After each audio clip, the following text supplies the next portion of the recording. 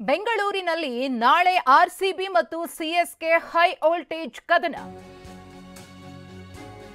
ಬೆಂಗಳೂರಿನಲ್ಲಿ ನಾಳೆ ಆರ್ಸಿಬಿ ಮತ್ತು ಸಿಎಸ್ಕೆ ಹಣಾಹಣಿ ಇದೆ.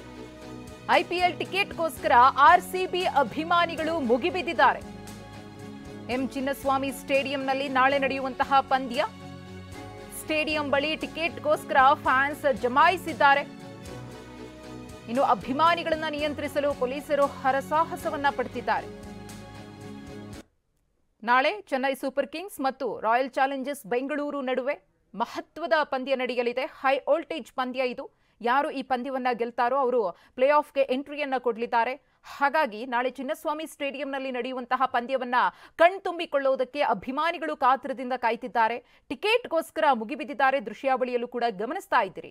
ಈ ಕುರಿತು ಮತ್ತಷ್ಟು ಮಾಹಿತಿಯನ್ನ ಕೊಡೋದಕ್ಕೆ ನಮ್ಮ ಪ್ರತಿನಿಧಿ ಕಿರಣ್ ಸೂರ್ಯ ಇದೀಗ ನೇರ ಸಂಪರ್ಕದಲ್ಲಿದ್ದಾರೆ ಚಿನ್ನಸ್ವಾಮಿ ಸ್ಟೇಡಿಯಂನಿಂದ.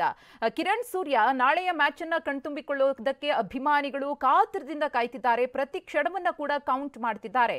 ಇನ್ನು ಟಿಕೆಟ್ಗೋಸ್ಕರ ಇವತ್ತು ಹೇಗಿದೆ ಅಂತ ಅಲ್ಲಿ ಒಂದು ಕದನ ಏನ್ ಹೇಳ್ತಾರೆ ಅಭಿಮಾನಿಗಳು?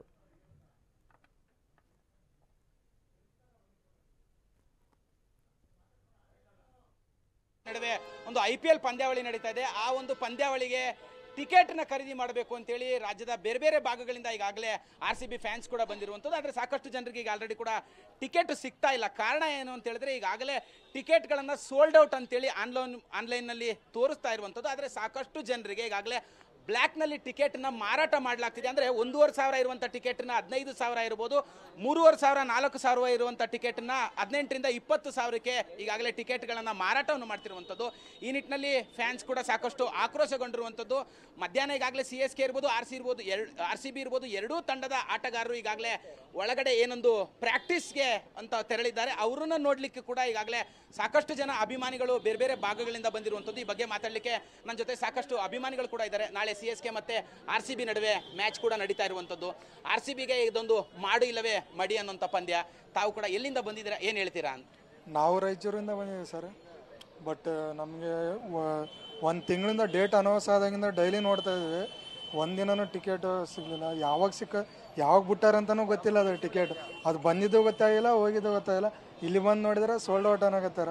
ಬ್ಲಾಕ್ ಆಗೋಣ ಟಿಕೆಟ್ ಮಾಡಕತ್ತಾರಂತಾರೆ. ಅದನ್ನು ಹೆಂಗಂತ ಗೊತ್ತಾಗಲ್ತು, ಯಾರು ಇಲ್ಲಿ ಗೊತ್ತಾಗಲ್ಲ. ಮತ್ತೊಬ್ರು ಕೂಡ ನನ್ನ ಜೊತೆಲಿರುವಂಥದ್ದು. ಸರ್, ತಾವು ಎಲ್ಲಿಂದ ಬಂದಿದ್ದೀರಾ? ಟಿಕೆಟ್ ತಮಗೆ ಸಿಕ್ಕಿದೆಯಾ ಅಂತ? ನಾವು ಇಲ್ಲೇ ಬೆಂಗಳೂರಲ್ಲಿ ವರ್ಕ್ ಮಾಡೋದು. ಬಟ್ ನಮ್ಮ ಬ್ರದರ್ ರಾಯಚೂರಿಂದ ಬಂದಿದ್ದಾರೆ. ಇಲ್ಲಿ ಯಾವುದೇ ರೀತಿಯಾಗಿ ಒಂದು ಆನ್ಲೈನ್ ಟಿಕೆಟ್ ಮಾಡೋದ್ರಿಂದ ಇಲ್ಲಿ ಯಾರೇ ಎಲ್ಲ ಬಂದಿರೋಂಥ ಪ್ರೇಕ್ಷಕರಿಗೆ ಒಂದು ಟಿಕೆಟ್ ಸಿಕ್ಕಿಲ್ಲ. ಅದೊಂದು ಭಾರಿ ಬೇಜಾರ ಸಂಗತಿ ಅಂತ ಹೇಳ್ಬೋದು. ನಾಳೆ ನಡೀತಿರೋ ಒಂದು high voltage match CSK versus RCB. ಇದು ಒಂದು ಫೈನಲ್ ಥರ ಮ್ಯಾಚ್ ಇರೋದು. ಯಾಕಂದರೆ 1,200 ರೂಪಾಯಿ ಟಿಕೆಟ್ ಒಂದು ನಾವು ಹೊರಗಡೆ ಬ್ಲಾಕಲ್ಲಿ ಕೇಳಿದಾಗ 1,200 ರೂಪಾಯಿ ಹೇಳಿದ್ರು ಟಿಕೆಟ್. ಈಗ ಒಂದು 1,200 ರೂಪಾಯಿ ಟಿಕೆಟ್ ಕೊಟ್ಟು ನೋಡೋದಕ್ಕಾದ ಶಕ್ತಿ ನಮ್ಮ ಹತ್ರ ಇರಲ್ಲ.